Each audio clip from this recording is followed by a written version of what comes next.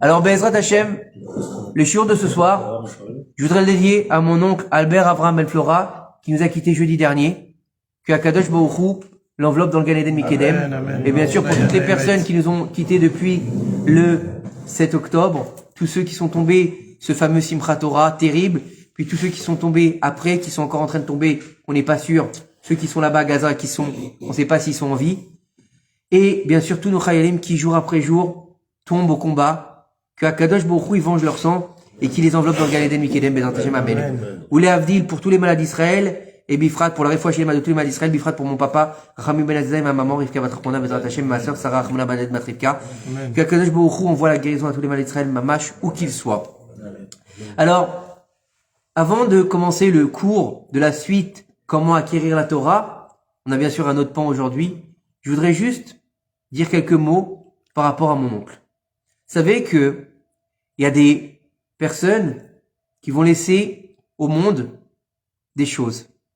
Des fois des choses matérielles et des fois des choses spirituelles. Et souvent, on voit dans notre génération surtout, c'est que qu'est-ce qui importe? C'est ce qu'il a laissé le mort. Combien il a laissé? Est-ce qu'il a laissé une belle voiture, une belle maison? Combien d'oseilles il a laissé? Et malheureusement, je vous assure, c'est des rabbinim qui le disent, pas moi, que les enfants s'entretuent pour l'héritage. Ils bloquent des héritages, d'accord? À côté d'où j'habitais à Tikot, d'accord? Il y a une maison, la personne elle est morte il y a 2 ans ou 3 ans, d'accord? La maison est encore fermée. Parce qu'ils se disputent pour l'héritage pour savoir qui est-ce qui va prendre la maison. C'est n'importe quoi. Et ils ne se parlent plus. C'est des guerres pour un peu d'oseille. Et ils ont oublié que le but c'était de recevoir les vertus surtout. Pourquoi? Parce qu'on a dit qu'est-ce que l'homme il est? L'homme il est comme un arbre des champs. Et c'est quoi l'arbre des champs? Ça va, Abraham, ça te dérange pas? L'arbre des champs, c'est quoi? C'est, qu'est-ce qu'il laisse au monde? Une fois qu'il se flétrit, c'est des fruits. Et c'est des fruits, et il faut qu'il laisse des beaux fruits, parce que s'il laisse des fruits maouj, à quoi ça sert qu'il laisse des fruits? On n'en a pas besoin de ces fruits. Ils sont pourris, qui c'est qui va les manger? Alors quand ils sont beaux, qui sont gros, qui sont bien remplis de jus, on a envie de les manger, Nachon. Et c'est ça la même chose avec nous. Et mon oncle, il avait, Baruch Hashem, non, c'est bon, je suis chargé. Il avait un inyan, c'est que c'était quelqu'un qui avait l'amour d'Israël, l'amour de la terre d'Israël. Et il a tout laissé. Vers 36 ans, il était ingénieur en France. Sa femme, un poste que Akadosh Baruch Hu lui donne une longue vie, Bezrat Hashem. Sa femme était avec un gros poste à la banque. D'accord? Il était bien assis, bien établi en France. Et l'amour d'Israël il n'a pas voulu penser à lui, il a pensé à ses enfants, à ses fruits, à sa famille. Il est venu, ses enfants étaient encore jeunes, et Baruch Hashem aujourd'hui, enfants, Dieu bénisse une grande tribu qui vit ici en Israël, et aussi Mchaïl, justement, ils étaient pendant les Milouim, ils les ont protégés, d'autres ils sont à la police, donc il est venu faire une part du kibbutz Galoyot, et il avait quelque chose, c'était qu'il avait une sniout dans sa avodat Hashem. Et vous savez que Akadosh Baruch Hu, quand il veut qu'on travaille dans notre service divin, c'est important pour lui que l'homme se mette de côté. On va le voir avec bien sûr plusieurs de nos patriarches. Quand Avraham Avinu, il va dire « Et moi je ne suis que poussière et cendre ». Et Yosef Hatzadik, lorsqu'il va se retrouver devant Pharaon, Pharaon il va lui dire « Je sais que tu interprètes les rêves, tu es un spécialiste du rêve ». Et il aurait dû lui dire « Yosef, t'inquiète Pharaon, il n'y a pas comme moi ». Il lui a dit, sans Hachem, je ne peux rien te dire, je ne suis rien. Ça veut dire que toute ma connaissance, elle dépend de Dieu, Moshe Rabbeinu. Il lui a dit à Kadosh Baruch Hu, si tu effaces le peuple d'Israël, efface-moi de ton livre. Mechenina Mesifrecha. Ça veut dire quoi? Ça veut dire que c'est des personnes qui se mettent en recul pour pouvoir servir le public, pour pouvoir servir le peuple. Et aujourd'hui, malheureusement, dans toutes les tranches du peuple, on l'a vu avec les élections dernièrement, c'est d'abord se mettre en avant soi-même. Je suis, je fais, j'ai contribué. Et t'as contribué à quoi? C'est pas Dieu qui donne le pouvoir. Qu'est-ce que tu as comme pouvoir? Savoir être comme Yosef Hatzadik, David Ameler, Moshe Rabbeinu. Moshe Rabbeinu qui n'a pas pensé une seconde à lui. Il a fait part à Kadosh Baruch Hu du mérite des pères, Avraham, Yitzhak et Yaakov, et pas son propre mérite. Il a fait intervenir le mérite des Havot Akdoshim quand il lui a dit ne les détruis pas pour le mérite des Havot.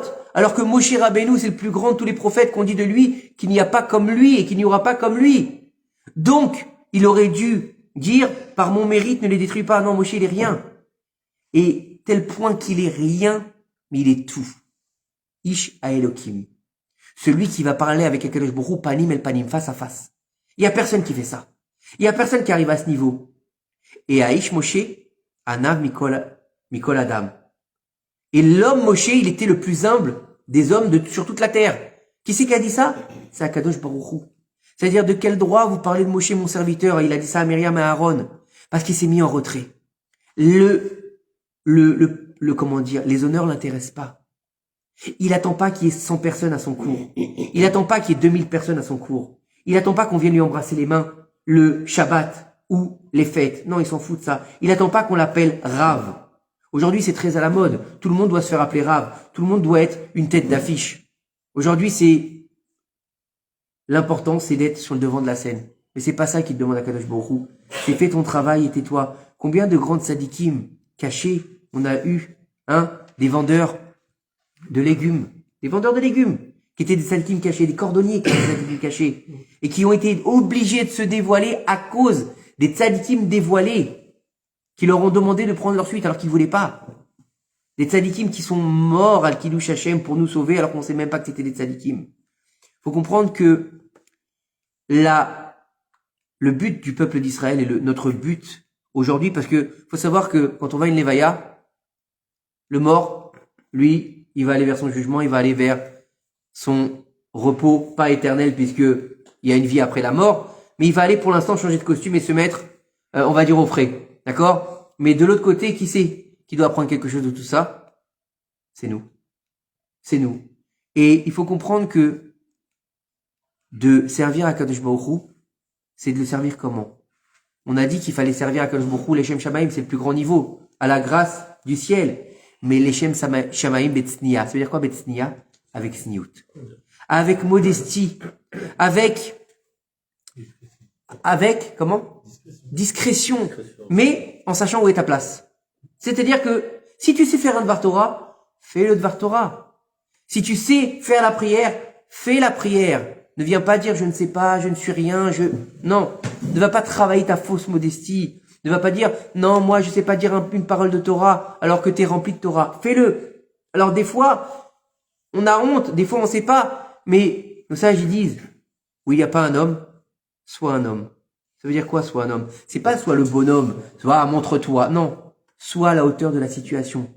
Sois là au moment voulu, au moment où on a besoin de toi. Et quand tu seras là au moment où on a besoin de toi, c'est ça les Shem Shamaim Betzniya. C'est-à-dire de servir à Kadosh Baruch Hu avec modestie.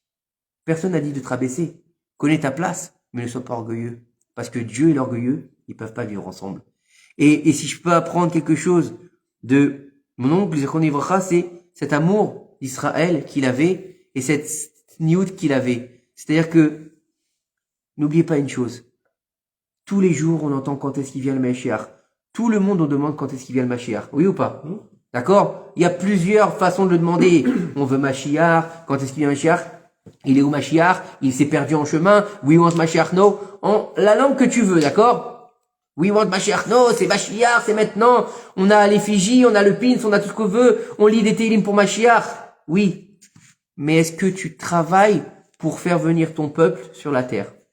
Parce que un des principes les plus importants pour faire venir le Mashiach, c'est que la majorité du peuple d'Israël soit sur sa terre. Kibbutz Galuyot. Donc chaque personne qui a fait son alia, écoutez bien, et ça vous pouvez être fiers.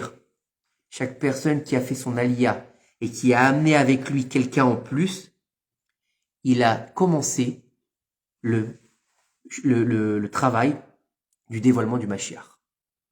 T'es là, tu deviens une partie de la rédemption finale. À tel point qu'on te dit, il n'y a que 2 mitzvot qu'on peut faire avec son corps entier. La première, c'est Sukkot, puisqu'on rentre entier dans la Soukha. Et la deuxième, c'est de vivre en Eretz Israël. Et on te dit, à tel point qu'on te dit que même quand tu rentres dans une Soukha en Chutz La'aretz, c'est comme si tu étais en Eretz Israël. Donc regardez le niveau de la grandeur d'habiter en Eretz Israël. Aujourd'hui, on peut plus se poser la question de dire est-ce que c'est le moment, c'est pas le moment. C'est vrai que c'est dur. Faut pas se voiler la face. Il faut pas se dire non mais je vais aller en Israël et Hachem Gadol, Hachem Ozer, on va voir ce que je fais. Avec combien tu viens d'enfants? 7 enfants. Tu vas vivre où? Au Merkaz Klita. Baba, sois un peu intelligent. Est-ce que tu sais où tu vas mettre tes enfants à l'école? Hachem Gadol. Non, pas Hachem Gadol. Parce que si tu les mets en Mamlarti Dati, d'accord? En Mamlarti Dati, t'as des chances que ton petit garçon qui sort de Zaratora, il va se retrouver avec une petite goye à côté de lui. Vous saviez ça ou pas? Et qui va s'amourer d'elle. Et toi, t'es parti de France pour pas qu'il tombe avec une goya. Hein?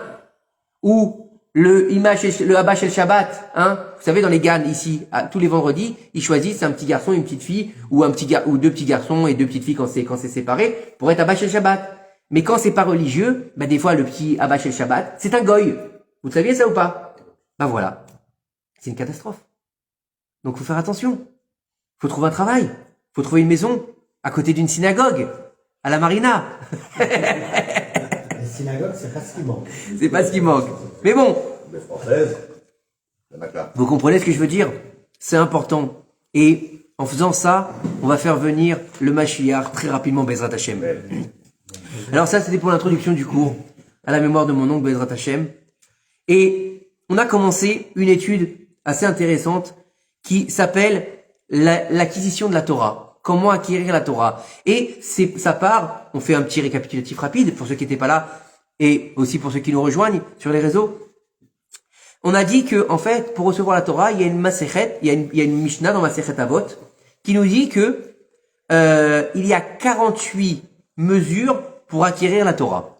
48 mesures pour acquérir la Torah. C'est énorme, d'accord? C'est plus que la Keuna, c'est plus que la prêtrise et c'est plus que la royauté, qui sont beaucoup moindres. D'accord? Donc c'est le niveau le plus élevé, le plus ultime. Parce que nous, qu'est-ce qu'on pense? Je vais étudier la Torah et j'ai acquis cette Torah. Non. Te disent nos chachamim, le cheminement qu'il y a pour acquérir cette Torah, il est puissant et il marche en étapes. Et on a vu que le premier, c'était quoi? C'était d'étudier. Oui, comment tu vas acquérir la Torah si tu l'étudies pas? Il faut bien l'étudier. Quel que soit le niveau de Torah que tu vas étudier, le pan de la Torah que tu vas étudier, il est important.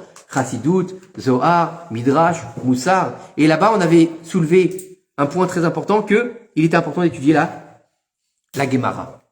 Et après, on avait vu qu'il était important d'écouter ces paroles. D'accord? De s'entendre, dire les choses. Et d'écouter aussi. C'est-à-dire pas simplement lire avec les yeux, mais aussi écouter. Donc écouter un Rav qui parle, écouter un Dvar Torah, s'écouter soi-même.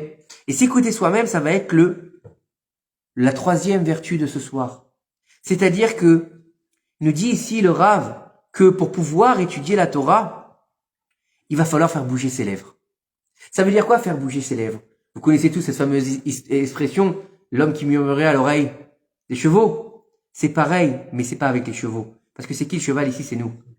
C'est quand tu vas étudier la Torah, tu vas devoir faire bouger tes lèvres. Tu vas devoir matérialiser les paroles de Torah. N'oubliez pas une chose, c'est que dans tout le niveau de la Torah que tu vas devoir travailler, il y a 3 niveaux. Pensée, d'accord? Pensée, matérialisation et action. D'accord? Ça c'est une phrase de la Chassidoute qui s'appelle j'ai un trou de mémoire. Non. Qui s'appelle en français ça donne car cette chose elle est près de toi j'ai un trou de mémoire. C'est la phrase de la Chassidoute, c'est la base de la Chassidoute, c'est un verset dans la Torah qui dit que cette chose elle est proche de toi, dans ta bouche, dans ton cœur et dans ta tête, dans ta bouche et dans tes mains. D'accord? Donc ça veut dire quoi? Ça veut dire que pour pouvoir faire une mitzvah, il va falloir l'avoir dans la pensée. Je pense que je vais aller mettre mes tefilines. Je pense que je vais manger kasher. Après, tu vas la matérialiser dans ta parole. D'accord? Comment? On sait bien que lorsqu'on dit quelque chose, on matérialise la chose. Je vais mettre mes tefilines. Je vais à la synagogue. Je vais manger kasher. Et puis après, quand tu fais l'action, donc tu réalises. Donc, c'est le moment où tu vas mettre en place le tikkun. Écoutez bien. C'est pas n'importe quoi de faire la chose. C'est de mettre en place le tikkun du monde dans lequel on se trouve. Pourquoi? Pourquoi c'est la réparation du monde dans lequel on se trouve? Michael m'a posé une question. cette semaine, là, avant-hier. Il m'a dit, j'ai quelqu'un qui me dit, c'est plus important d'étudier que de mettre en place, que de faire les actions. D'accord? Il dit, c'est mieux d'étudier, tu fais pas les actions, c'est pas grave. Non, parce que le monde dans lequel on vit s'appelle Olam Ha'asya, le monde de l'action. Et si tu ne fais pas, à quoi ça sert? Ça sert à quoi? Tu vas étudier toute la halachot de cache-route. Mais tu manges ta ref. Tu manges ta ref, à quoi ça sert? Ça sert à rien. D'accord? Une femme, elle va étudier toutes les lois de la tsniout. Ok? Mais pas du trop long, trop court, pas trop moulante, faut pas qu'on voit trop tes formes, pas trop de couleurs comme ci, comme ça. Et elle te met, une mini-jupe et un débardeur jusqu'au nombril. C'est bien, je suis baki, hein. Je connais toutes les halakhot de tsniout. Mais madame, t'as même pas un bout de kisoui sur ta tête. Alors que t'es mariée. C'est l'halakha, quoi. Ah oui, mais moi, non. Le Inyan, c'est quoi? C'est que le monde dans lequel on vit s'appelle Olam Ha'asya, le monde de l'action. Donc en faisant les mitzvot, pourquoi on a 613 mitzvot? Parce qu'on vient faire la réparation de ce monde-ci. Donc l'acte, il est plus important que la halakha. Faut connaître la halakha. Et vous savez, une fois, il y a une histoire qui est rapportée comme ça. C'est un homme, il est allé voir un rave, il était en train de faire teshuva. Et il lui a dit, voilà, je suis en train de faire teshuva. Moi, écoutez, Shabbat, je veux bien. Allez, cache-route, je veux bien. Ok. Et il dit, mais les tefilines, la vérité, les tefilines, ça, je suis cartésien, moi, mettre une boîte noire sur le bras, une boîte noire sur le front, Reftov, ça me saoule un petit peu, tu vois, il lui a dit, ça me saoule, je lui dis, et puis, il faut se mettre, du cuir sur le bras, je suis pas sadomaso, je veux dire, excusez-moi, franchement, je trouve ça un petit peu bizarre, quoi. Alors le Rav, il lui a dit, écoute, est-ce que tu me fais confiance? Il lui a dit, oui, je vous fais confiance, votre Rav. Il lui a dit, écoute-moi, regarde, 2 semaines, tu mets les tefilines tous les jours. Et dans 2 semaines, tu reviens et je t'explique. Et il lui dit, banco! Il lui dit, vas-y, je fais. Il lui dit, c'est vous, je vous fais confiance.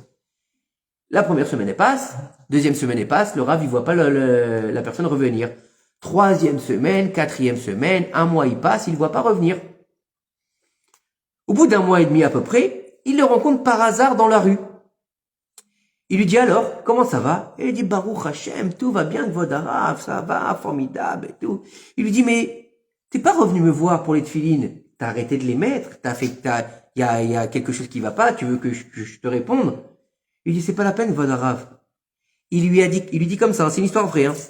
Il lui dit, quand j'ai commencé à les mettre correctement et à les mettre avec attention comme vous me l'aviez recommandé, sans avoir connu forcément correctement les tenants et les aboutissants des tefilines, j'ai compris l'importance de les mettre. Et donc aujourd'hui, je continue à les mettre et j'ai plus besoin d'explications. Naase venishma. Vous voyez le lignan? Naase fait! Et après tu comprendras. Fais d'abord. Parce que si on devait attendre de comprendre pour mettre les tefilines, la vérité, personne ne mettrait des tefilines. Je vous dis franchement, hein. Personne. Parce que lorsque tu vas étudier les halachot de tefilines, d'accord? Pourquoi les tefilines sont carrés et noirs? Vous savez pourquoi? Alors c'est marqué comme ça dans le Mishnah Brura, hein, comme ça, c'est marqué dans le texte. Hein. Halacha les Moshe Misinaï. Ça veut dire tais-toi et fais-le. Voilà. C'est tout. Donc personne n'a traité de tefilines, oui non. On te dit l'otevachel gedi bachalemivo, tu mangeras pas le veau dans le lait de sa mère, donc tu mangeras pas le lait et la viande ensemble. C'est expliqué où? Nulle part. La vache rousse, nulle part. Donc si tu n'es pas capable de mettre ton cerveau de côté, ne fais pas les mitzvot. C'est le Inyan de Purim. Ad delo yada. De ne pas savoir. C'est au moment où tu sais pas si tu t'élèves. Donc déjà, on va pas parler de Purim ce soir, mais pour revenir sur Purim, on va répondre à la question de Moshe. Donc cette année, Bezrat Hashem, les mitzvot de Purim, étant donné qu'on a un décalage et que Shabbat, ce sera Shabbat Zachor, et que samedi soir, c'est Purim. Donc étant donné que samedi, c'est Purim, non pas celui-là, dans 3 semaines. Arrêtez de me... D'accord? On n'a pas encore fait Rosh Chodesh Adar 2. Rosh Chodesh Adar 2, il arrive, le 14 au soir, etc. C'est toujours la même date. Ok? Alors écoutez-moi. Donc pour répondre à la question de Moshe, Bezrat Hashem, cette année, le jeûne est décalé au jeudi. On va jeûner normalement du matin jusqu'au... Il est décalé, j'ai dit. Oui. Ouais, décalé, avancé, c'est pareil. Et qu'il est avancé, il est décalé quand même. Tu joues sur les mots là ce soir. Alors, écoutez-moi. Donc le jeûne sera avancé au jeudi d'avant Shabbat Zachor. D'accord? Ce sera Shabbat Zachor Et je sais plus quel Shabbat, de toute façon, on dira tout ça comme il faut, au moment voulu, d'accord? Ce sera Shabbat Zachor en même temps, d'accord? Donc on lira la paracha qui aura rapport avec l'anéantissement d'Amalek, ok? Samedi soir, on attendra à peu près une demi-heure, le temps que les gens arrivent, d'accord? Une demi-heure, 3/4 d'heure en fonction des synagogues. Puis on fera la lecture de la Megillah. Jusque-là, ça va? Avant ça, on aura donné le Zecher les Machatzit Shekel. D'accord? Donc jusqu'à jeudi à peu près, ou même samedi soir, mais bon, en général, samedi soir, ça veut dire qu'il faut venir à la synagogue avec de l'argent. Mais avant de lire la Megillah, il faut donner le Zecher les Machatzit Shekel. Ok? On peut commencer déjà à le donner, donc c'est pas un souci. Alors, samedi soir, Shabbat sort, on fait Arvit jusqu'à Ve'ata Kadosh, on s'arrête, et on va lire la Megillah Berovam.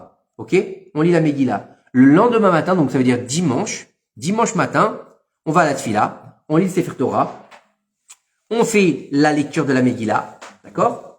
Pour les hommes, je parle, dans la Tfila, lecture de la Megillah. Bien sûr, on fera ici aussi une Megillah commune, Be'ezrat Hashem. Puis, une fois qu'on est sorti de la synagogue, on fera Mishloach Manot, Matanot Laevionim, pour ce qui est de Matanot Laevionim. Pour ceux qui sont embêtés, ils savent pas à qui donner, il y a plein d'institutions de Torah qui se proposent de déverser l'argent. Donc vous pouvez même le faire à partir de maintenant. Vous aurez fait la mitzvah. D'accord? Vous pensez que, oui. Dimanche, jusqu'à quelle heure on peut écouter la Megillah? Toute la journée? Jusqu'à la tombée de la nuit. Donc toute la journée. Toute la journée. Mais le mieux, c'est le faire tôt. Mais non, je suis dans l'avion. Donc, ah, d'accord. j'atterris à midi, c'est pour ça. Bon, voilà. La deuxième fois, je le fais dans l'après-midi. Voilà, c'est parfait. J'avais une question de quelqu'un qui disait qu'il y avait que les Ashkenazim qui étaient obligés de lire 2 fois la Megillah, la deuxième fois. Les Séfaradim n'étaient pas obligés de faire le lendemain. Si, on doit faire le soir et le lendemain. C'est tout le monde. C'est tout le monde. Tout le monde. D'accord. Et bien sûr, donc on fera Matanot Laevionim ou le jour même, on donnera la tzedaka, ou bien on donnera des institutions avant, ok. Et Mishloach Manot, donc 2 Mishloach Manot, d'accord. C'est 2 par personne. Les hommes ils donnent aux hommes et les femmes elles donnent aux femmes. D'accord. C'est très important. Quoi? Et 2 mets par Mishloach Manot. J'ai répondu aux questions. Allez, c'est bon. Donc on a clôturé Purim et le Mishté bien sûr après.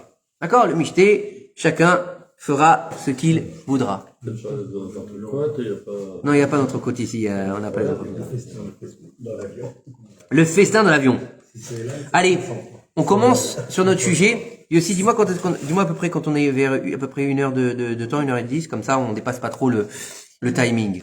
D'accord, Bezrat Hashem, et puis on a besoin de tout le monde pour faire vite après, donc s'il vous plaît, ne vous sauvez pas. Alors, il nous dit ici le Rav, écoutez bien, parce que c'est énorme ce qu'on va dire ce soir. Celui qui va dire des paroles de Torah, il va développer une abondance sur les mondes entiers, sur les mondes, sur les différents mondes. D'accord? C'est quoi ça? C'est chez nous?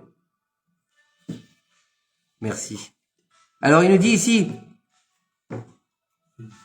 on m'appelle, ne m'appelle pas. Ne m'appelez pas. C'est bon? Ah, c'est toi qui m'appelles? Alors, il nous dit ici, il est important, lorsqu'on va étudier la Torah, de dire les mots dans sa bouche. Ça veut dire qu'on va se faire sortir les mots de sa bouche. D'accord? Ne pas étudier avec les yeux et ne pas étudier en sourdine. De la même manière qu'il est dit qu'on ne doit pas dire par cœur, mais qu'on doit toujours dire. Tout le temps un sidour. Voilà. Alors, il nous dit ici, il a écrit Shlomo Ameler dans le Shir HaShirim. Tout le monde connaît le Shir HaShirim qu'on appelle Kodesh Kodashim, la fameuse lettre d'amour entre un homme et sa femme, mais entre Akadosh Baruch Hu et les Bnei Israël. D'accord? Ve'alamot et Mispar. D'accord? Il nous dit Srazal, ne lis pas Alamot et la Olamot. Donc c'est pas il n'y a pas de chiffres dans les Olamot. Les Olamot, c'est les mondes. D'accord? Il est écrit dans le Zohar. D'accord? Que il y a 1000, alors, Elef, Arba, Meot, Vechamesh, 1405 milliers, Arba sera million, ok. Excusez-moi. 410 millions et 50 000. 4, il y a marqué Arba, Asara, million, Vechamishim, Elef. D'accord? Non, Arba et... Oui, 14 millions. 14 millions et 50 000 mondes. D'accord? D'accord, pas de problème. Écoutez bien ça. Qui dépendent simplement de la pointe du Yud. Du Yud. 14 millions et 500 000 mondes qui sont attachés à la pointe du Yud. D'accord? Chaque monde, c'est ce nombre-là impressionnant, ils sont en rapport qu'avec la petite pointe du Yud et pas avec le Aleph. D'accord? Et même pas avec rien qu'avec cette petite pointe. D'accord? Donc, écoutez bien, si rien que cette petite pointe du Yud, il a autant de monde, d'accord? Combien ils ont les grandes lettres? D'accord? Et donc, c'est pour ça qu'ils nous disent que dans les mondes, il n'y a pas de nombre. C'est infini. C'est infini, les mondes, les différents mondes qu'on peut avoir. Il faut savoir que il y a des mondes. Alors, il y a des mondes, bien sûr, on parle de mondes spirituels. Et même dans ces mondes spirituels, on va avoir plusieurs niveaux. On va avoir les mondes d'en haut et les mondes d'en bas. Parce que chaque niveau de la création, Zé Léomadze Asa Elohim. C'est très important de retenir cette phrase. D'accord? Ça veut dire quoi? Ça, contre ça, il a fait Dieu. Ça veut dire quoi? Ça veut dire que d'un côté, il a fait la lumière, de l'autre côté, il a fait l'obscurité. D'un côté, il a fait le bien, de l'autre côté, il a fait le mal. Pour l'homme, bien sûr, hein, lui, tout est bien. D'un côté, il a fait les anges, de l'autre côté, il a fait ce qu'on appelle les démons. Donc tout ça est toujours en guerre pour pouvoir faire évoluer et avancer le monde. Les mondes d'en haut, les mondes d'en bas. Et bien sûr, dans tout ça, on va avoir aussi les sphirotes, d'accord, qui vont nous permettre d'évoluer dans notre service divin et va nous faire avancer par rapport à toutes les sphirotes qui va partir du chesed et qui va nous monter jusqu'à la malchoute, d'accord? Non, nous on a essayé de monter. D'accord? Dieu il descend vers nous, mais nous on essaie de monter. Et ensuite, il faut comprendre que après, il y a les 3 sphirotes de la matrice qui sont Chokhmah Bina Da'at et c'est encore un autre niveau. Et derrière tout ça, il y a plusieurs niveaux. Il y a l'Olama Asya, l'Olama Bria et l'Olama Atzilut. D'accord? Donc c'est encore d'autres niveaux qui sont beaucoup plus hauts et qu'on peut pas comprendre. Nous on est dans le Asya, d'accord? Si déjà on arrive à se comporter correctement dans l'Olama Asya, Baruch Hashem. D'accord? C'est déjà un niveau de comprendre tout ça. Et de comprendre que on est dans un besoin d'élévation perpétuelle. Et on a besoin de comprendre de retrouver la source par laquelle on a été abreuvé pendant 9 mois. Écoutez bien, il faut savoir que pendant 9 mois, le bébé dans le ventre de sa mère, que ce soit une fille ou un garçon, elle va étudier la Torah avec un malach. Et il y a une lumière au-dessus de sa tête. Pourtant, elle a la tête à l'envers. D'accord? Et le moment où le bébé il va sortir, écoutez bien, le moment où le bébé va sortir, l'ange, il va lui mettre le doigt sur la bouche et donc c'est ce qui va nous faire cette petite trace qu'on a sous le nez et jusqu'aux lèvres supérieures. Et en fait, non, et bon, moi je l'ai là, ouais. Tout le monde. Ouais. Ah, toi, non, tout le monde n'a pas ici. Non, tout le monde n'a pas ici la fossette. Tout le monde n'a pas la fossette. Tout le monde n'a pas la fossette. Là, les 2 os, ils font ça. Après, ça se fait pas. En tout cas, comprenez bien, c'est que le Rav Shaulov, samedi dernier, il a donné une très belle explication. Il a dit, pourquoi est-ce qu'on fait la Brit Mila le 8e jour? Bezrat Hashem bientôt chez toi. Amen. Il a dit, pourquoi on fait la Brit Mila le 8e jour? Il a dit, alors bien sûr, il y a plein d'explications. Bien sûr, il y a plein d'explications. Mais il a expliqué que, en fait, il y a plusieurs niveaux. Écoutez bien, c'est une explication magnifique, j'ai trouvé ça.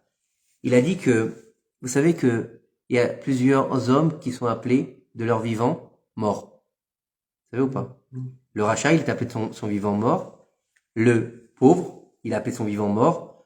Et celui qui n'a pas d'enfant, il est appelé de son vivant mort. D'accord? Et aussi, il est dit dans la Gemara que celui qui oublie son étude, vaut mieux pour lui qu'il soit mort.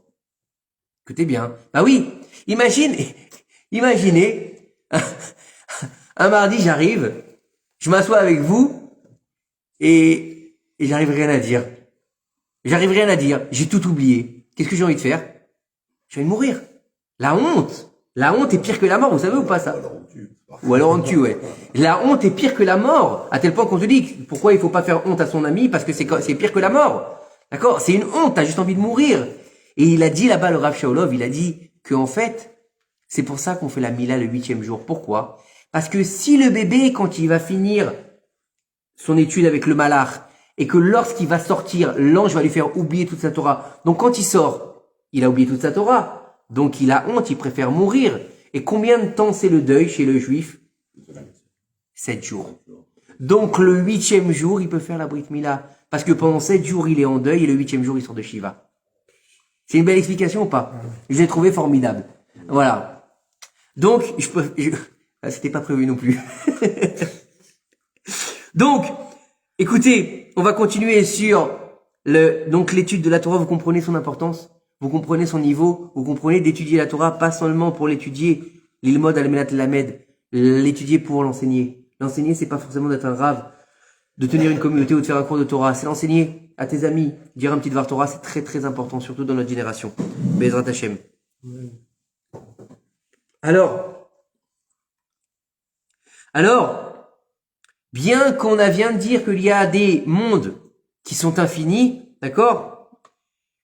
Bien que tout ça, notre monde à nous, d'accord? Il a appelé Tevel.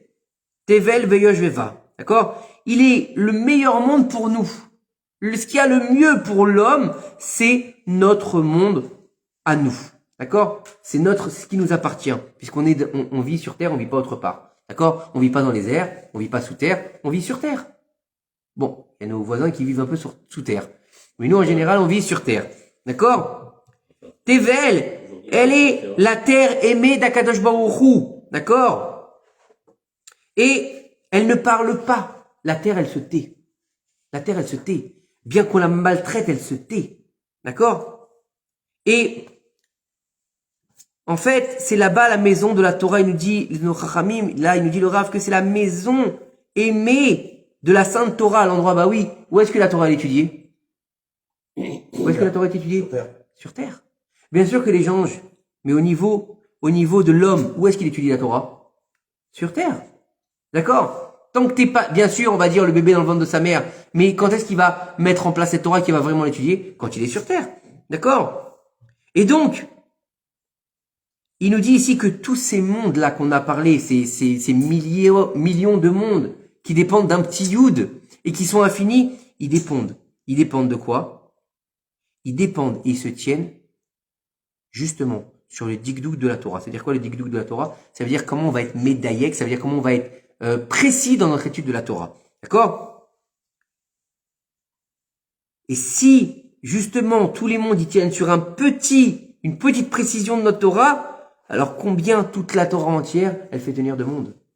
Toute la Torah entière, chaque lettre, c'est un monde en soi. Chaque lettre, c'est une idée en soi. Aujourd'hui, j'ai traduit un Dvar Torah qui disait comment est-ce que le juif, il va se lier à son créateur. Comment est-ce que le juif, il va réussir à trouver son essence? Comment est-ce que le juif, il va faire les mitzvot? Comment le juif, il va être juif? D'accord? Et là-bas, le Rav, il dit que, c'est le Rav Israël Abergel qui rapporte ça, il dit, comment? Par la lettre dans le Sefer Torah. C'est quoi la lettre dans le Sefer Torah? Chaque juif, il a une lettre dans le Sefer Torah qui lui appartient, parce que chaque Neshama d'Israël, elle se trouve dans le Sefer Torah. Et il dit, c'est pour ça qu'il y a un grand inyan, que chaque juif, il est pour lui, pour sa femme, pour ses enfants, pour ses petits-enfants, une lettre dans un Sefer Torah. Pour se relier à sa source. Et de là, en fait, il pourra, comment dire, se nourrir. Vous comprenez? C'est très important. C'est-à-dire que, on peut pas comprendre et on peut pas, apprécier la Torah à sa juste valeur si on l'étudie pas. Et si on n'avance pas. Si on étudie toute la journée, la paracha de la semaine, et simplement comme ça, en surface. Toutes les années, on aura appris la même paracha. Si on apprend toujours l'histoire, d'accord, de la paracha, et Moshe, il est monté, il a tapé le rocher, et Abraham, c'est bien ça, c'est sûr, faut la connaître. Mais au bout d'un moment, faudrait peut-être sortir de ta coquille, aller voir autre chose. Apprendre la Torah, comme on l'a vu ce Shabbat, Baruch Hashem. Ce Shabbat, on a eu la chance d'étudier la paracha sous un autre angle, non? C'est complètement différent. On a dit la paracha qui c'est quoi? C'est le veau d'or. Et nous, on a parlé quoi de cette semaine? De Bassar Vechalav. On a parlé du lait et de la viande. Mais on n'a même pas parlé de lait et de la viande. On a parlé de la klipa qui se nourrit, donc l'écorce de l'impureté qui se nourrit de la présence divine. Un verset de la paracha. Nachon, sur un verset de la paracha, on a parlé 1h15 ce Shabbat. C'est ça qu'il faut comprendre. Et on n'a pas eu le temps de finir le verset, mais ça rapporte aussi notre histoire du service divin. On a oublié on n'a pas eu le temps de finir ce Shabbat. Il disait que, vous vous rappelez, dans le même verset, il disait que on devait amener les bikurim.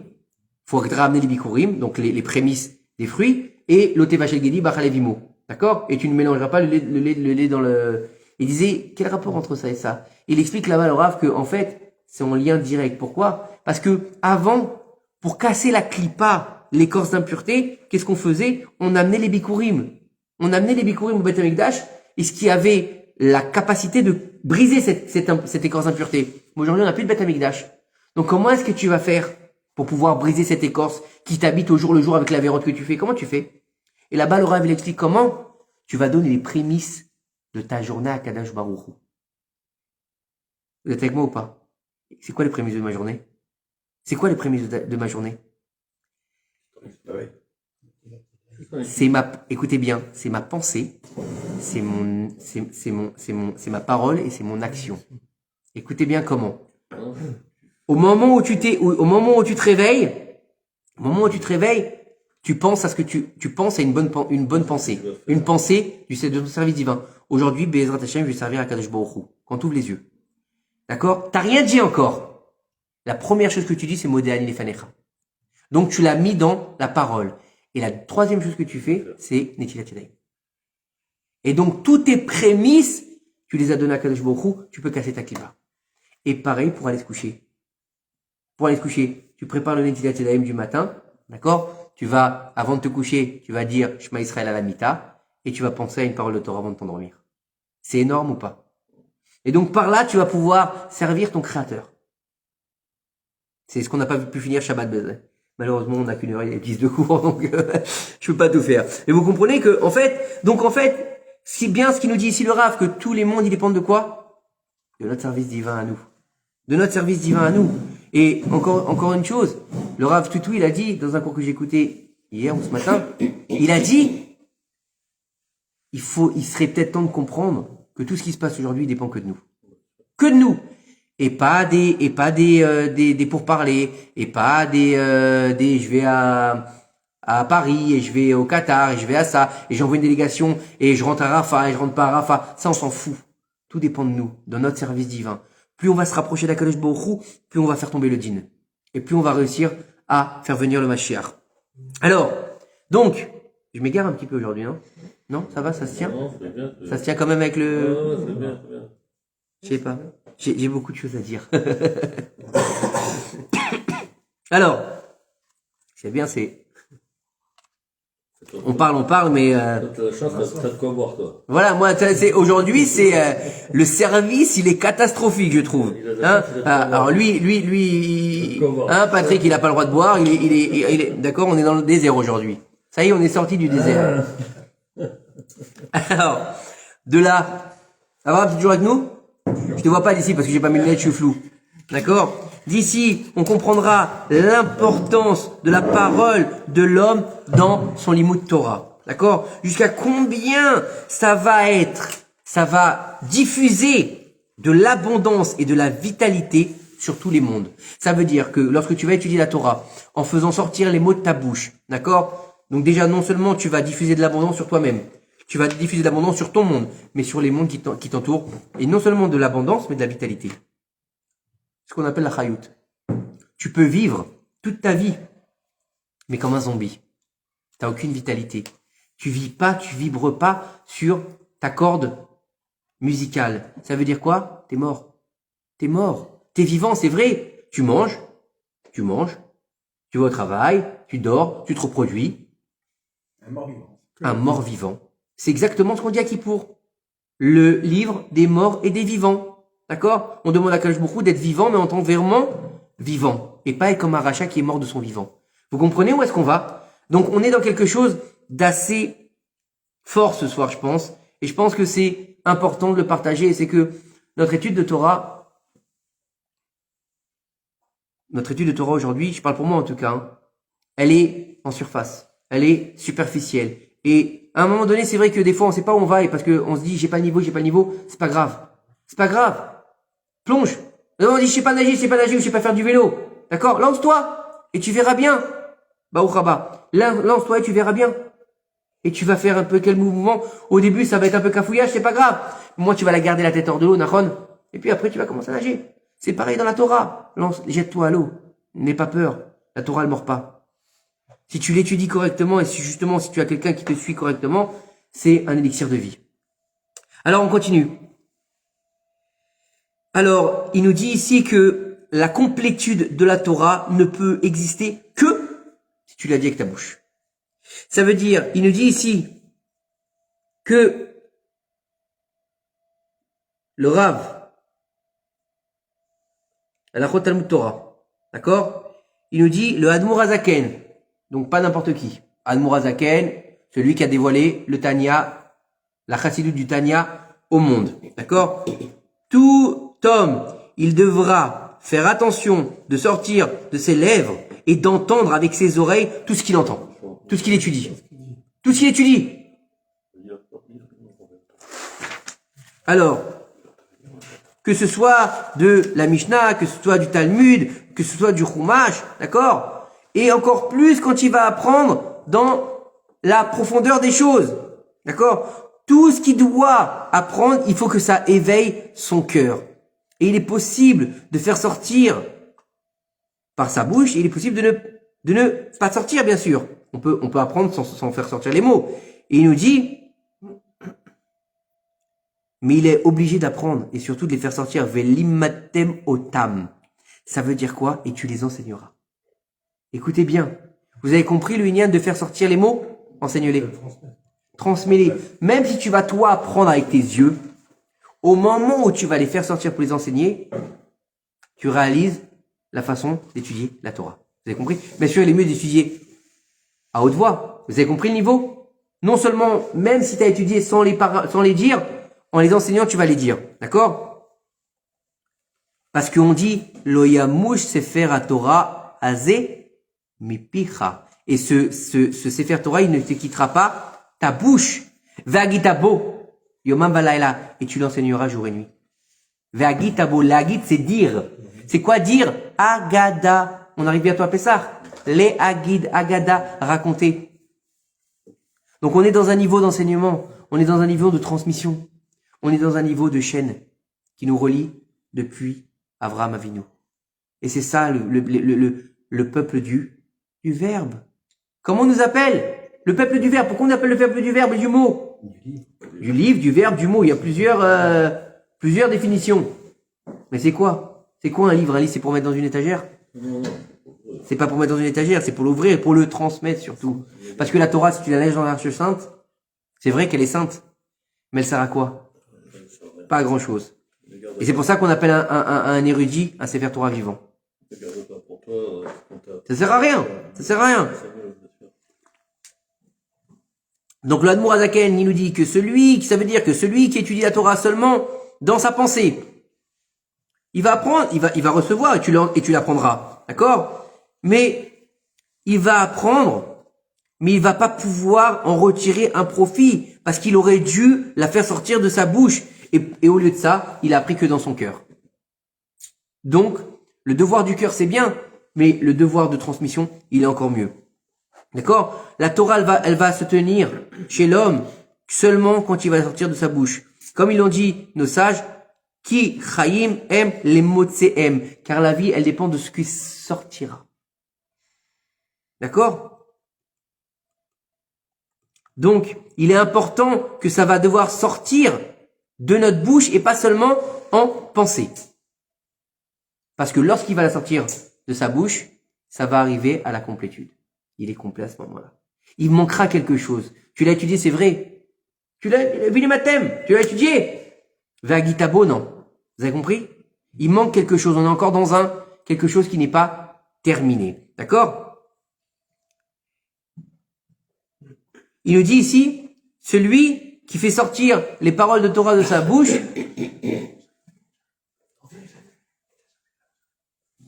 Shalom Aleichem. Bienvenue, Baruch Haba. Baruch Haba. Alors, on continue.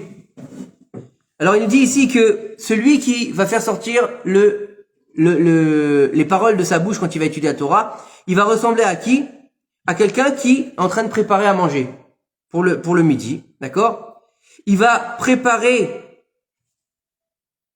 une grande casserole, d'accord? Et il va mettre les ingrédients dans la casserole, puis il va prendre la casserole et il va les mettre où? Sur le feu, d'accord? Mais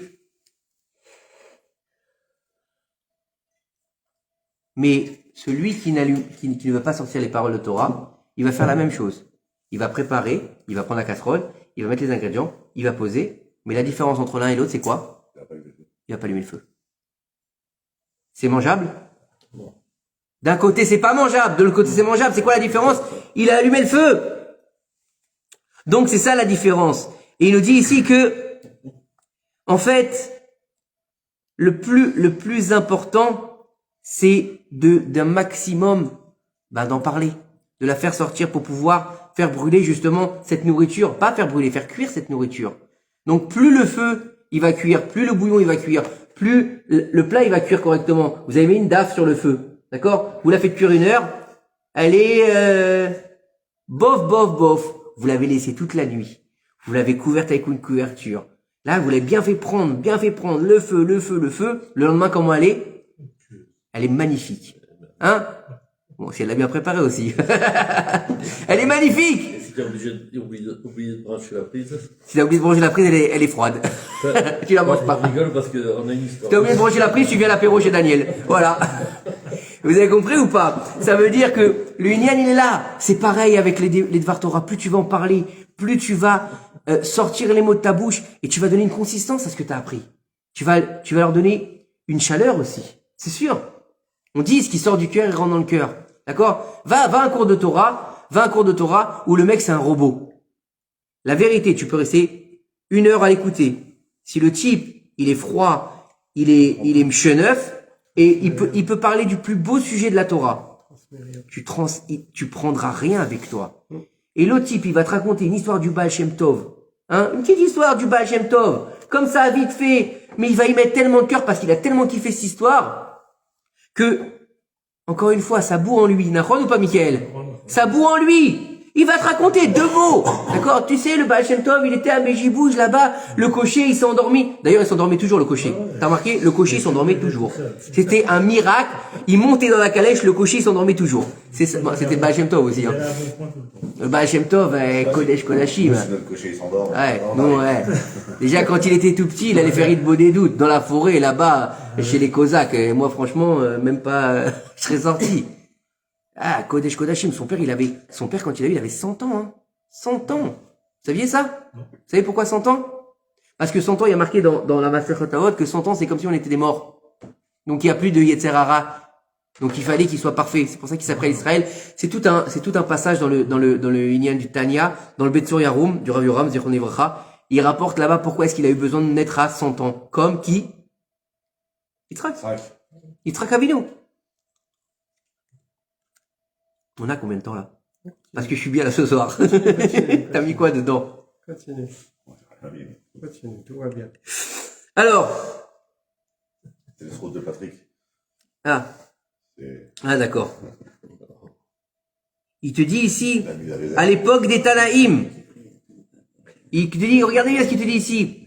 Il te dit, il faut être aussi dans le Inyan de ce que tu étudies. C'est-à-dire, quand tu étudies, n'essaie pas d'aller dans plusieurs choses et d'essayer de comprendre tout en même temps. Il te dit qu'à l'époque des Tanaïm, si un homme, il posait une question qui n'était pas dans le sujet, d'accord? Qui était hors sujet. Nous, ça nous arrive souvent, grâce à Dieu, hein, de faire du hors sujet. Il le sortait du Beth Midrash. Imagine, à l'époque des Tanaïm, il le dégageait. C'est pas de moi, c'est écrit ici, hein. En hébreu, en plus.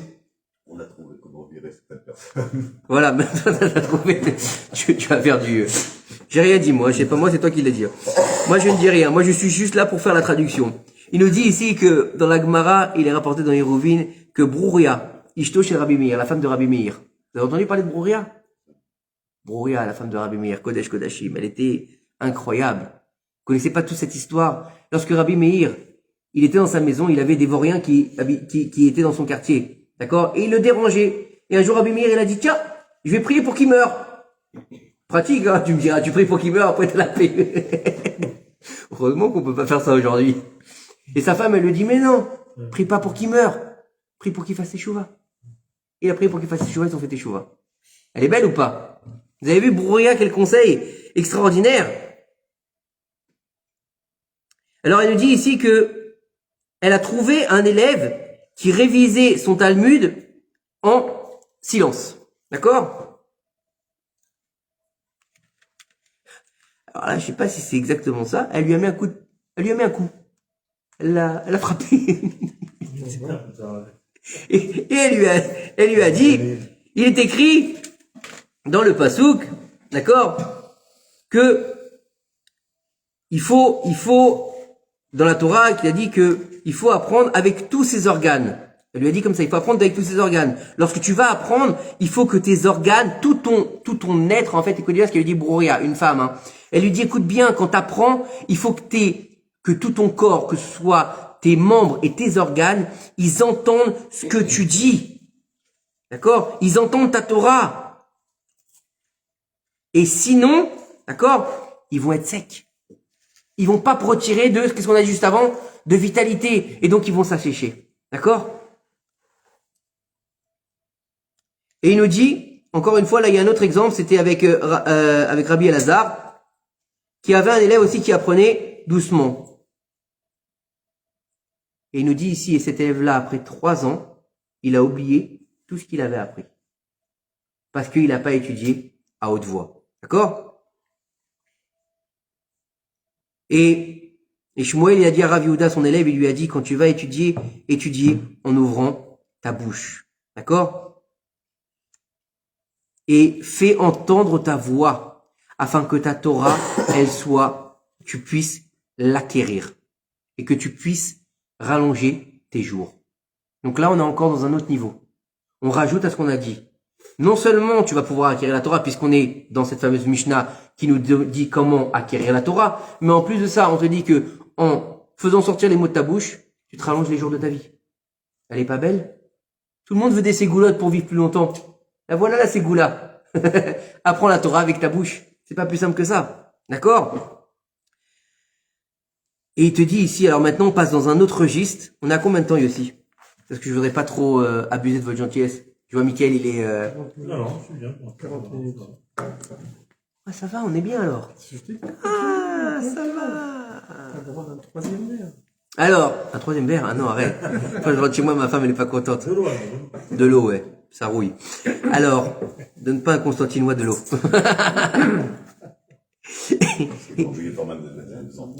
Il nous dit ici, un Baal Tfila, celui qui est quelqu'un qui sait prier, il est plus grand, mi Baal Torah. Il est plus grand que celui qui sait étudier. Qu'est-ce que ça veut dire? On va le voir. Mais c'est vrai que dans le service divin, on a plusieurs pans. On a la Tfila et on a aussi la Torah. Et c'est vrai que souvent, on pense, non, il faut étudier, j'ai juste traduit la phrase pour l'instant. J'ai dit, on va voir ce que ça veut dire. Ok, dans la Mara, J'ai juste traduit la phrase. Attends, j'ai pas encore développé. Je découvre avec vous, hein, je vous rappelle. Je ne sais pas où je vais, moi. Comme tous les mardis. Je découvre le texte avec vous. Et le Inyan, il est que, n'oubliez pas une chose, c'est qu'il y a plusieurs manières de servir à Kadosh Baruch Hu, et chacun, il doit mettre du cœur dans chacun des niveaux.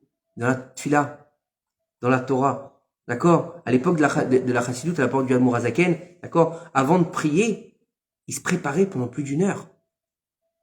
Et nous, à partir du moment, le vendredi, si on perd 5 minutes pour faire Mincha, c'est la guerre. D'accord? Motza et Shabbat, faut que ce soit à l'heure pile. Non, une préparation à la Tfila, c'est important la Tfila. Ça remplace les corbanotes, n'oubliez pas. Quand on faisait un corban, on venait pas n'importe comment, on n'arrivait pas en tongs et en short et on disait, tiens, voilà mon corban, allez, salut, je me casse. Il y avait, non, mais il y avait un minimum de préparation. Je veux dire, on arrivait, on faisait tchouva, au moins un minimum. Nous, on arrive, on va parler à Kadosh Baruch Hu. Hachem, c'est Vataï Tiftar. D'accord? On lui demande de nous ouvrir les lèvres. Et tu vas lui dire quoi? Mais attends, comment tu viens? Il faut se poser cette question quand même. Non, franchement, sérieusement. Tu viens vers Akadosh Baruch Hu, donc le maître du monde, celui qui est Ensof Béni, il a pas de limite, il a créé le monde, il nous a créé, il nous donne la vitalité. D'accord? Sans lui, d'accord, une seule demi-seconde, on crève. Le monde revient au tohu bohu. Ok? T'arrives et tu lui dis franchement, Dieu ouvre mes lèvres, ce que je dis sur ta prière. Mais qui t'es pour dire ça? Et toi, tu viens avec les pieds en éventail, t'es revenu de la plage, t'as les pieds dégueulasses, d'accord? T'as vu un film sur Netflix à la plage? Je comprends pas. Elle est où ta préparation? Il y en a pas. Ou bien t'es avec tes tefs, t'as fumé ta clope avec tes tefs, et puis après tu vas faire ta amida.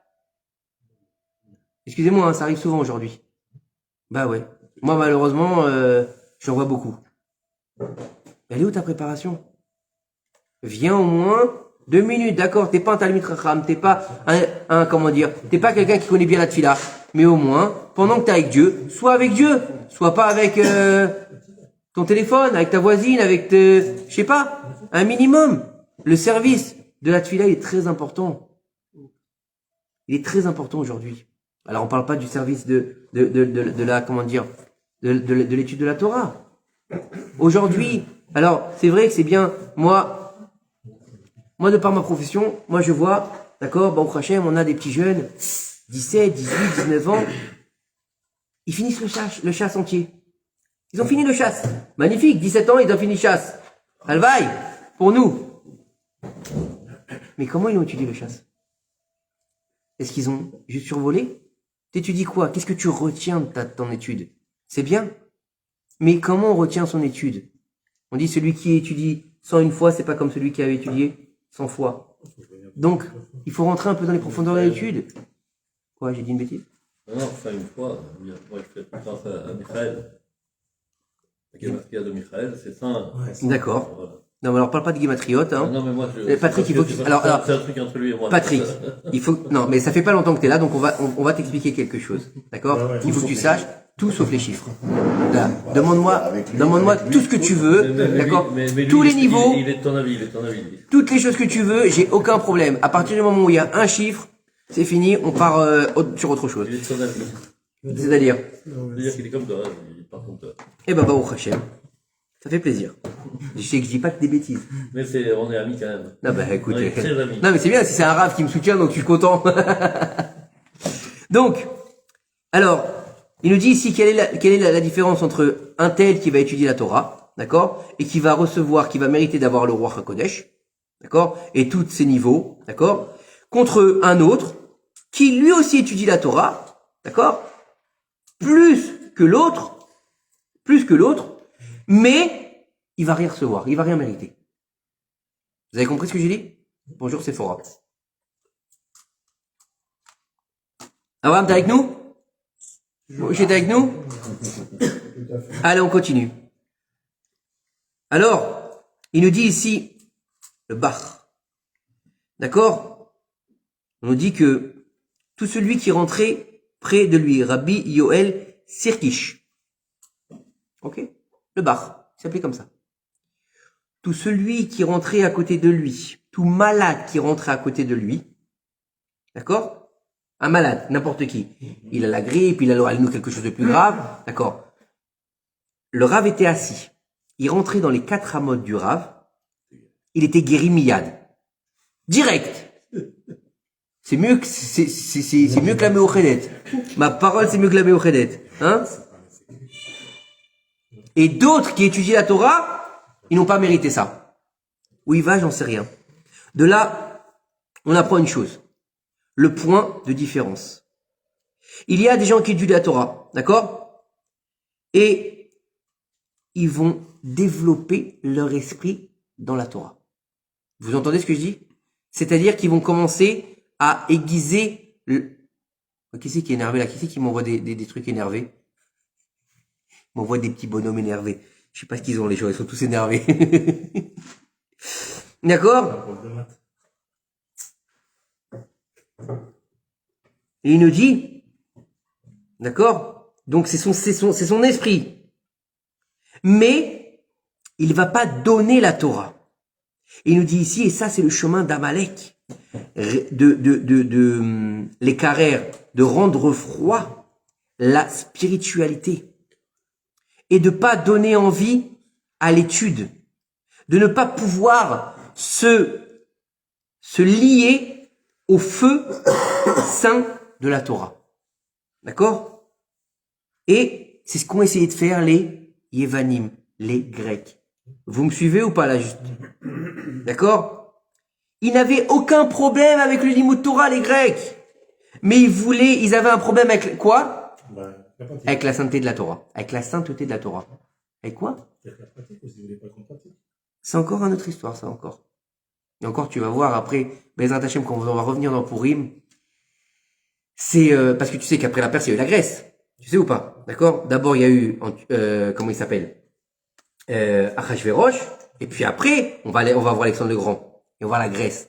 Et toute l'histoire du théâtre. Et toute l'histoire de la représentation. Dans la Megillat Esther. Ça, on le verra à notre cours. D'accord, Bezrat Hashem. On peut pas tout mélanger ce soir. Qu'est-ce qu'on pense aussi? T'as un historien, Hein? T'as un historien. Bah, il va venir nous dire un petit mot, alors. Ouais. Non, pas ce soir. T'es en vacances. Donc, et c'est pour ça qu'ils ont rendu impures toutes les huiles et qu'ils ne les ont pas renversées. Vous avez compris la différence? La Torah, ils n'ont pas de problème avec elle. Ils n'ont pas de problème avec l'huile. Ils ont un problème avec la sainteté de l'huile. Ils ont un problème avec ce qu'on fait de la Torah. Tu veux étudier la Torah? Oui. Mais un Sefer Torah à Alexandrie, dans la bibliothèque d'Alexandrie, c'est pas un problème. Mais Moshe, c'est juste un philosophe pour eux. Moshe, il est philosophe parce que Aristote, c'est un philosophe. Vous comprenez? Sauf qu'un, il est philosophe juif, l'autre, il est philosophe grec. C'est ça la différence. Donc, vous comprenez bien, c'est de refroidir le cœur. Refroidir la sainteté de la Torah. D'accord? Et il nous dit ici, et la chose, elle est encore plus présente dans la tfila. D'accord? Il va nous dire ici, qu'est-ce que ça va être la différence entre la Torah et la tfila. D'accord? Il nous dit ici, l'exemple, c'est deux hommes. Ok? Un, il est au sommet de la montagne. D'accord? Et l'autre, il est en bas de la montagne. Et les deux, ils tiennent ensemble une corde. Ne me regarde pas comme ça, je te dis, je sais pas où on va là. Je la découvre avec toi. Voilà, je te suis. Je la découvre avec toi. Il tient la corde pour l'instant, je sais pas quand je vais la lâcher, mais je la tiens. Il tient la corde. C'est le plus gros qui a. Un il est en haut, un il est en bas. Ça me fait penser au jeu là, comment ça s'appelle, la corde. Celui qui a le plus de force, alors c'est pas. D'accord? Alors il nous dit ici, à qui ce sera plus facile de tirer la corde? Bien sûr, ce sera plus facile pour celui, d'accord, qui va la tirer, d'accord, qui est en haut. D'accord? Non, attends, excuse-moi. Chez les rats, des matas. Ah non, excuse-moi, je me suis trompé. Ce sera beaucoup plus. Ça va, 2 minutes, je me suis trompé. Hey, je fais de la traduction simultanée, vous êtes gentil, vous croyez que c'est facile? J'ai travaillé toute la journée, j'en ai fait de la traduction, vous me prenez à 10h du soir bientôt. 2 minutes, hein. Alors écoutez bien. Bien sûr. Et puis la Nisette aussi, elle joue. Hein. Plus que le travail, je crois. Alors il nous dit ici, écoutez bien. Il nous dit bien sûr que ce sera plus simple pour celui qui est en bas. Plus facile de tirer la corde. Pourquoi? Plus simple que celui qui sera en haut de la montagne. D'accord? Parce que faire descendre une chose vers le bas, il est plus facile, d'accord, que de faire monter une chose vers le haut. Ouais? Ah oui. C'est plus facile de descendre les escaliers que de monter les escaliers. D'accord? Un poids, c'est plus difficile de le monter en haut de la montagne que de le faire descendre. T'as juste à le jeter, il va tomber par terre. C'est pour ça que l'Agmara nous dit que où l'homme il veut aller, on va l'accompagner. Mais celui qui veut aller dans le bon chemin, on va l'accompagner. Donc c'est petit à petit. Et celui qui veut aller dans le mauvais chemin, potrimno. On va lui ouvrir les portes. Bam! Et là, ça fait mal. Et c'est ça la différence entre avancer ou bien tomber. C'est facile, la Véra, elle est facile. De faire des choses dégueulasses, c'est pas difficile. C'est même plus simple, surtout dans notre génération du pénis. C'est impressionnant hein, dans notre génération. Franchement, surtout quand tu viens pas du milieu de la yeshiva, d'accord? Donc tu connais le mauvais côté et tu le vois parce que tu as une réalité qui te saute aux yeux forcément, d'accord? Quand tu as vécu toute la journée dans comment dire, quartier religieux, famille religieuse, yeshiva, kollel, ok, tu vas avoir un peu plus de mal à le voir. Mais quand tu viens de l'autre côté et quand tu vois dans la vie de tous les jours, c'est terrifiant ce qui se passe dans les rues aujourd'hui. C'est vraiment terrifiant. Dans le bus, dans les magasins, dans le travail, dans tout. Je veux dire, il n'y a pas un endroit où t'es tranquille, je veux dire, il y a pas un endroit, et toi, tu vas essayer de faire la gdoucha, tu vas essayer de faire, tu vas transper au mikvé, tu vas sortir du mikvé, et là, il y a l'avion de chasse qui passe. Pourquoi? J'étais au mikvé! D'accord?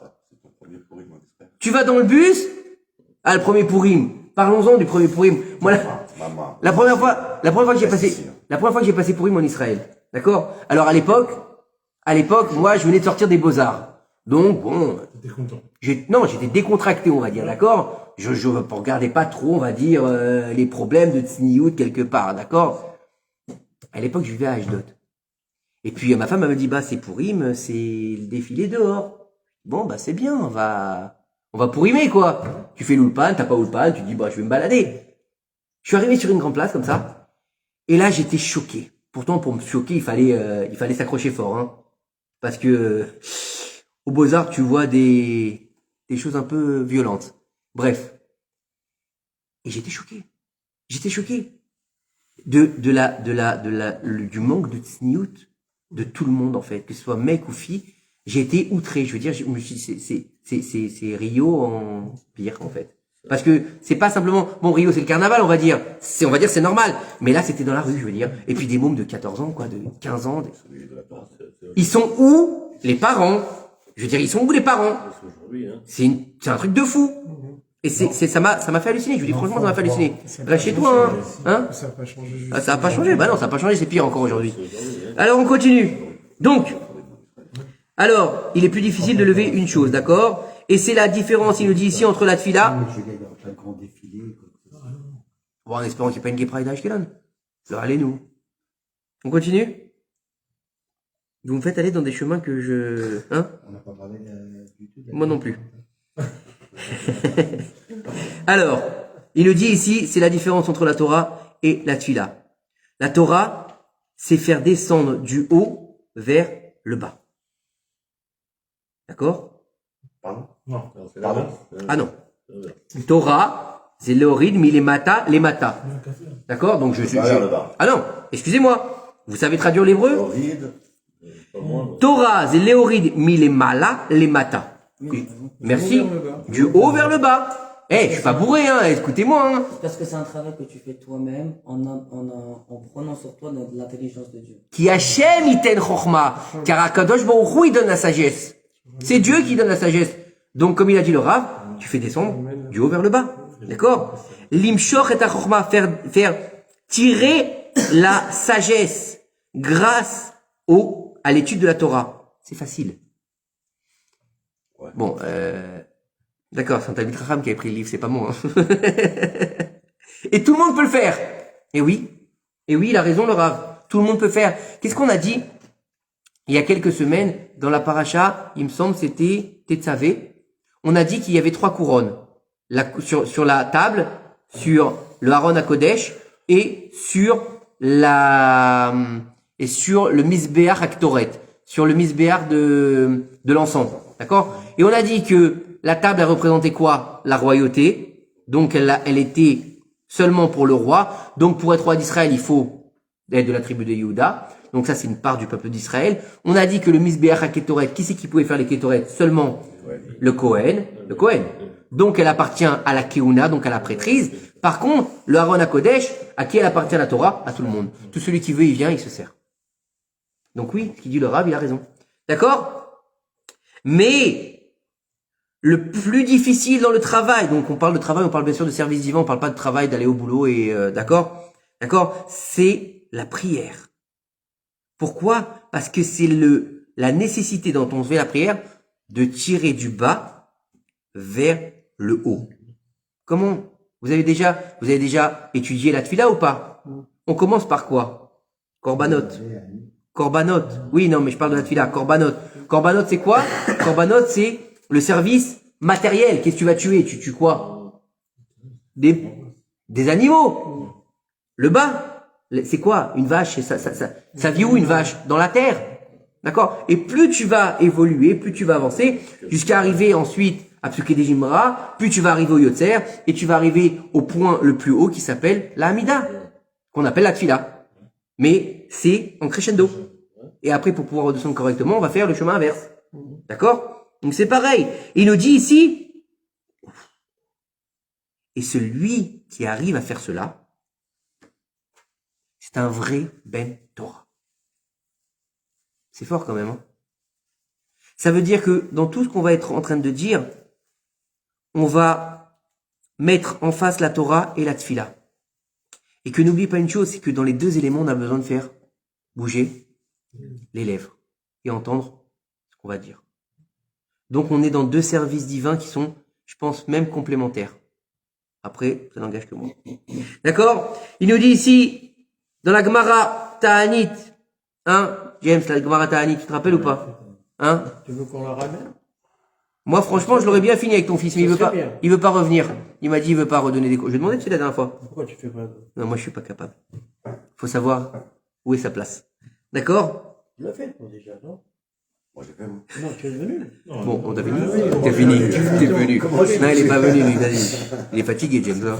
Il est venu, non, il est pas venu. C'est un des premiers qui sera. Si je venais pas, ton fils, il venait pas, c'est moi qui allais le chercher. Hein, je te rappelle que c'est lui qui a cherché ton fils, et c'est grâce à lui qu'on est là ce soir, hein, je te rappelle. Hein. C'est grâce à toi qu'on est là ce soir. Mais si, faut remettre les choses à leur place. Si Daniel n'avait pas donné l'impulsion d'avoir besoin d'un cours, on n'aurait pas monté ce cours en français. Non, mais c'est bien. Voilà, c'est tout, ça s'arrête là. Redonnons à César ce qui appartient à César. Voilà. Allez, on continue. Un Roumain? Non, c'est un Romain. Les Roumains, c'est ceux qui font la manche. Oui, alors, c'est pas grave. Alors, écoutez. Pourquoi 5 minutes? Pour faire 1 heure? 1h10, on a dit. 1h10. Ah, on est. C'est lui. Bon, Rabbi, alors il dit, écoutez, dans la paracha, dans la Gemara, il rapporte un acte avec Rabbi Hanina ben Dosa.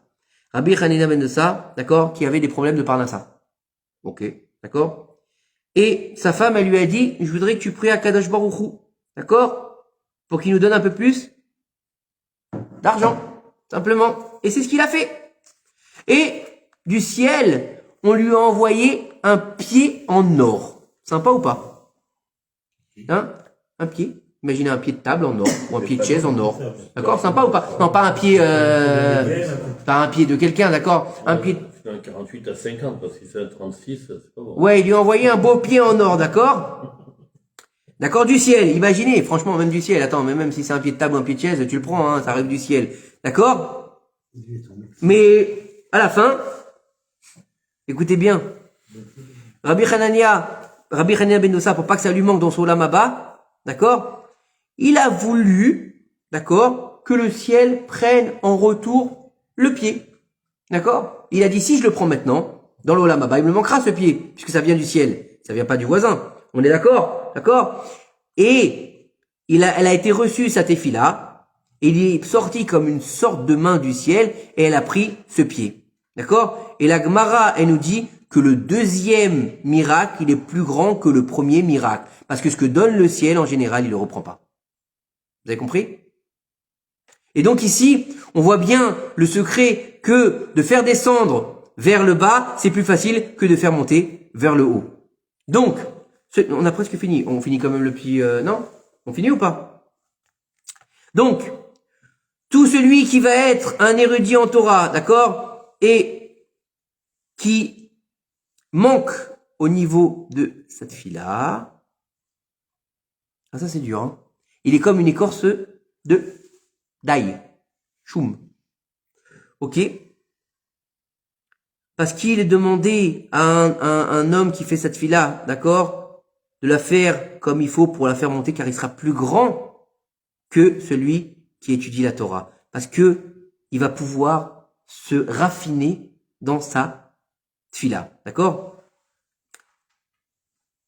Donc, très important d'avoir deux services, la tfila et le avodat de l'étude de la Torah. Alors, il est important, ici nous dit, pour finir, de mettre les choses en place avant de les faire sortir de sa bouche. D'accord? Tout livre qui va être édité, avant d'être imprimé, on va l'écrire, le relire, le préparer. D'accord? Et il nous dit ici que lorsqu'on va devoir apprendre, on va devoir lire et on va devoir comprendre correctement. chaque mot comme il faut. Et on va pas rajouter des choses quand on va comprendre les choses, d'accord? Des fois, qu'est-ce qu'on fait quand on étudie? On a un truc qu'on comprend pas bien, on va la passer, d'accord? Ou par exemple c'est moins intéressant, donc on dit bon bah ça c'est moins intéressant, allez on passe, on verra plus tard, d'accord? On va écrire autre chose, on va mettre autre chose. Non, il faut savoir que lorsqu'un homme, avant de parler, il va devoir mettre les choses en place, il va devoir mettre de l'ordre dans ce qu'il va dire. Avoir quand on fait une dissertation, qu'est-ce qu'on fait? Introduction, etc. D'accord? Il faut que ce soit clair, il faut que ce soit bien fait, pour pas qu'on ait non plus des paroles en plus. Il va pas falloir aussi rajouter du profane dans ce qu'on va dire. D'accord? Et encore moins de dire des choses qui sont interdites. Le allez-nous. D'accord? Tu vas faire un cours où tu vas expliquer quelque chose à quelqu'un, et tu vas lui dire tout l'inverse de ce qu'il faut. Tu vas lui expliquer une halakha et en fin de compte, tu lui as dit quelque chose qui est interdit, il est permis, quelque chose qui est permis, il est interdit. T'as tout fait de travers. Donc c'est important d'avoir une préparation. D'accord? Et grâce à la parole, non seulement on a dit que grâce à la parole, il va avoir la shlémout tout à l'heure, on a dit qu'il va avoir la complétude de ces choses, mais grâce à la parole correcte et le mot qui va être bien employé, d'accord? N'oubliez pas encore une chose, c'est comme ça que Dieu il a créé le monde. Dieu il a rien fait, il a juste dit. D'accord? Baruch Omer, POC, béni celui qui dit et qui fait. D'accord? Mais Dieu, qui plus est, qu'est-ce qu'il a dit? Ior va Ior. Et il y a eu la lumière, il sera la lumière. Et elle fut la lumière. D'accord? Donc on n'est que dans la parole. Il y a marqué dans la Masechet Avot, par 10 paroles a été créé le monde. Donc on n'est que dans la parole. Donc celui qui a la parole correcte, d'accord, il va pouvoir diriger sa maison dans la complétude. D'accord? Et il nous dit ici, toute la force d'un roi envers ses sujets, pour donner des ordres, c'est dans sa bouche. D'accord? Et donc il nous dit, pour avoir la royauté, il faut que ça passe par la bouche. Rabbi Nachman, pour finir avec Rabbi Nachman, Rabbeinu Akadosh. C'est bien, on finit avec Rabbi Nachman. On est bien entouré ce soir. Il nous dit dans l'écouté Moharan, d'accord? Il nous dit, Kroué machem devarim veshavu el Hashem. Prenez ces choses-là, ces paroles, et on peut dire des choses ou ces paroles, et revenez vers Hashem. Il nous dit que lorsqu'un homme, grâce au fait qu'il fasse teshuva, d'accord? Il va avoir la capacité d'être protégé par Hashem Ilbarach, d'accord? Et pour faire une teshuva, il n'y a pas mieux que de faire le vidouille. C'est la première chose quand on fait teshuva. Donc de dire avec sa bouche qu'est-ce qu'on a fait comme erreur. De reconnaître ses erreurs avec sa bouche, d'accord? Et donc, c'est le chemin pour revenir à la royauté d'Akadosh Baruch Hu, elle est que par la bouche. Baruch Adonai Leolam. Amen ve Amen.